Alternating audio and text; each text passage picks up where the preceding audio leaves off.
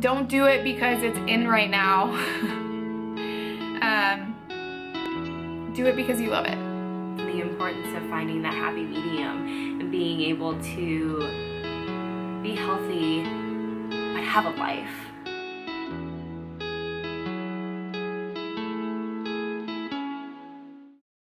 Hey guys, so today I will be filming a here's my story, how I got into health and fitness type vlog, and then Amanda will share her personal story and then we'll have them together in one video. 24, I'll be 25 in July. I graduated from Concordia University, Texas in 2014 with a degree in communication and a minor in business. I currently work from home and I love to travel. I also have a travel blog, havehealthfultravel.com. I'll put a little plug here if you're interested. Now we can go way back since you know me now.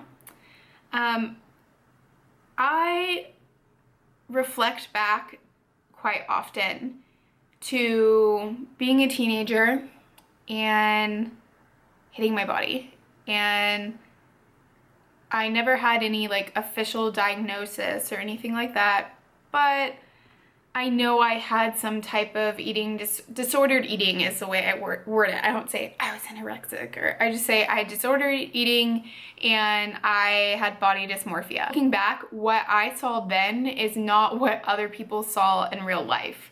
And I think I just put way too much attention on my self-worth, depending on how I felt about my body that day. And so that led to tracking my calories and aiming to eat like under 1,000 a day, or just going to the gym and doing endless cardio. Like ugly patterns that I was very secretive about, and nobody would look at me and think like I had body issues, because I am more of like a reserved, keep to myself type person. So it's not something that I shared then when I should have. I share now because I'm over it, and looking back I'm like, wow, I wish somebody would have taken my hand and been like, there's a better way. So I'm so happy that now there's other trends and that involve girls lifting, and I am 100% behind that and motivating girls to get into it any way I can. So how I got into it, I distinctly remember coming across Tone It Up. And if you're not familiar with these two women, please go to toneitup.com or their YouTube channel, which I'll put the name here. And they are more of like lighter weight, like at home style workouts. Like they don't really require much equipment, and there was also a diet plan that went with it. And Amanda and I, we've lived together for 6 years, and we were roommates all through college. So we kind of went through this transition together. So we bought the meal plan together, and we just started learning more about nutrition. It's more of like a clean eating, but there was really no calorie restriction. It was really about treating your body well, and sometimes that meant chocolate or wine or what have you, but it was a lot of self-love, and I think at the time we really needed to embrace that. And so that kind of naturally graduated into lifting. Now for somebody like me who's a type A personality, I tend to take things to the extreme. So in high school, you know, that was extreme not eating. And when I first got into lifting, it was extreme in the sense like I was obsessed with it. I was so proud of the time and effort I was putting into the gym. I was very boastful about being a clean eater. I would go to restaurants with friends and not eat and bring my own food. And it's just one of those things that I'm learning that extreme isn't necessarily good. I'm not really sure where it clicked for me as far as realizing that I was still putting too much emphasis on my appearance and relating it was like every day I woke up and weighed myself or checked for abs, or just how good my day was would depend on my weight. If I got on the scale and it was under a certain weight, like, yeah, it's gonna be a great day. And then it just progressed to, you know, if my abs are showing, it's gonna be a great day. It is so mental. Health and fitness is literally right here. It's easier to be successful with your plan, but it's hard to be successful when it comes to your mental game, like to stick with it.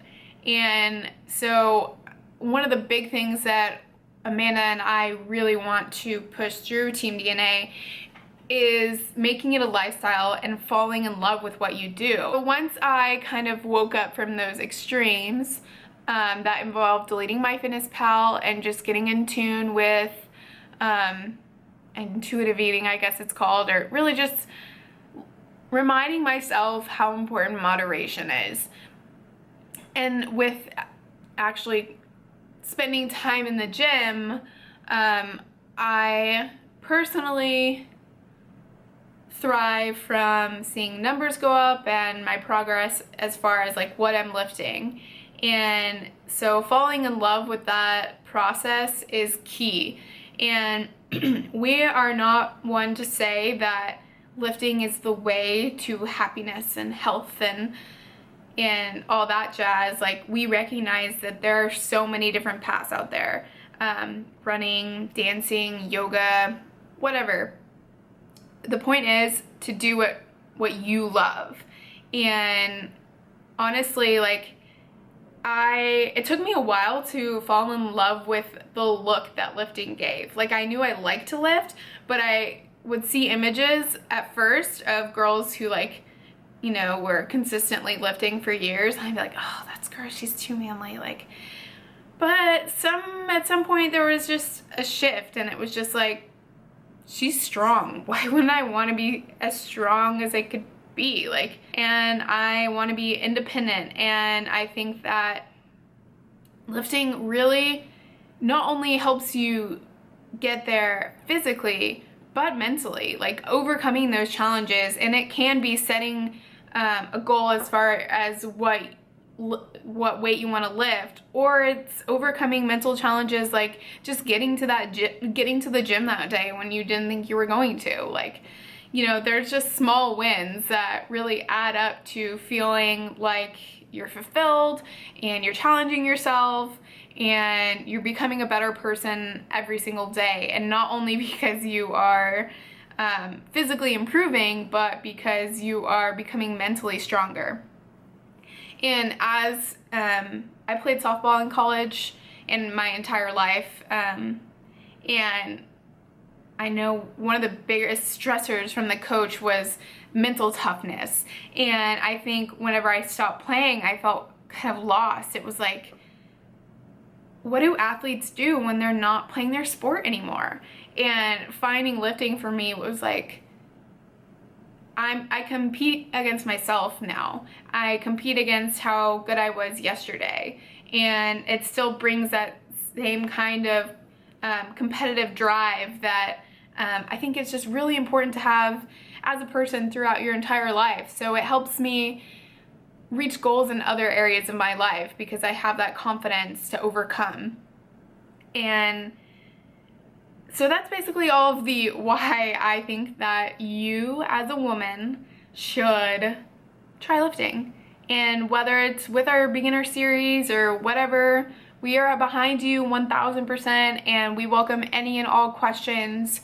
And just, you know, don't give up, stick at it for a while.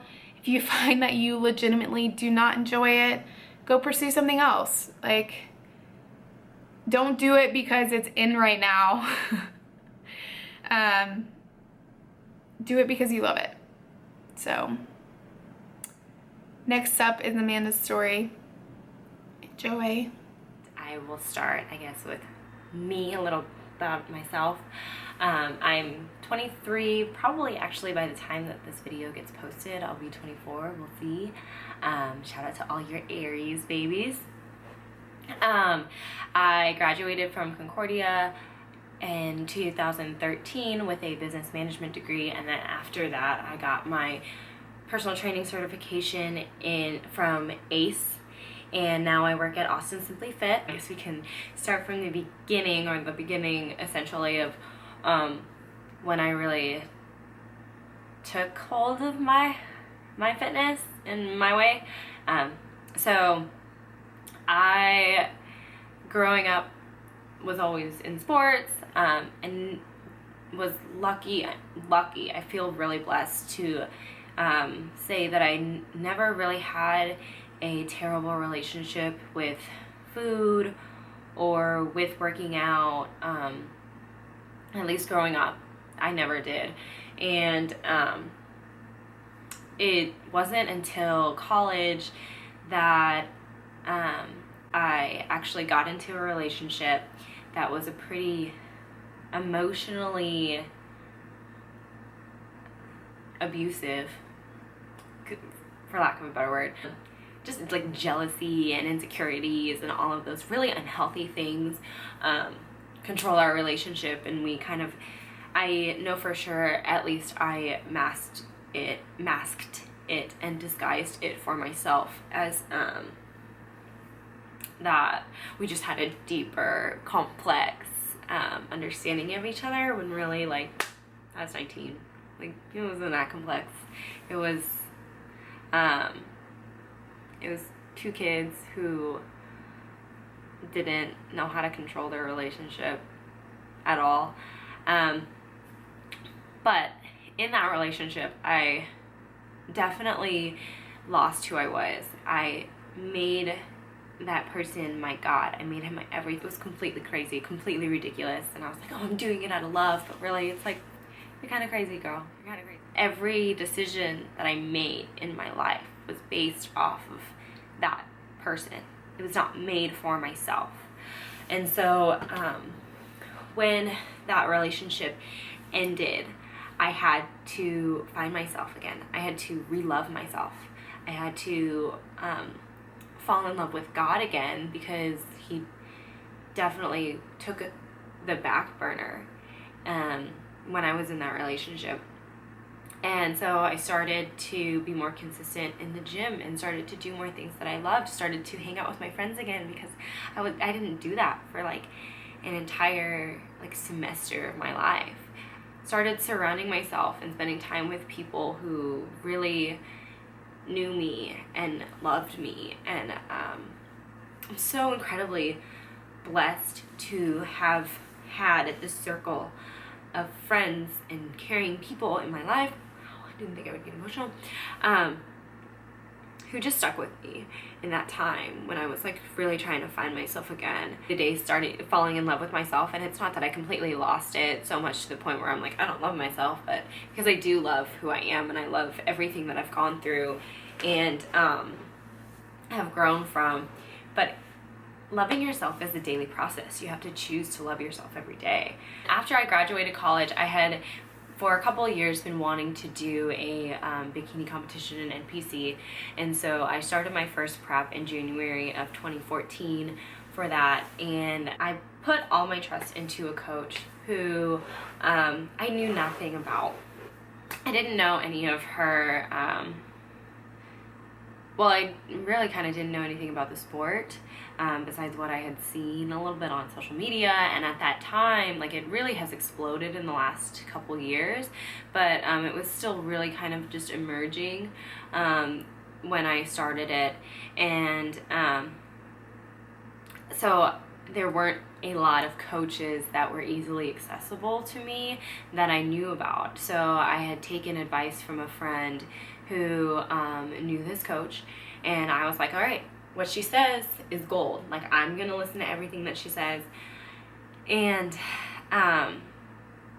in hindsight, it was probably one of the unhealthiest decisions I could have ever made,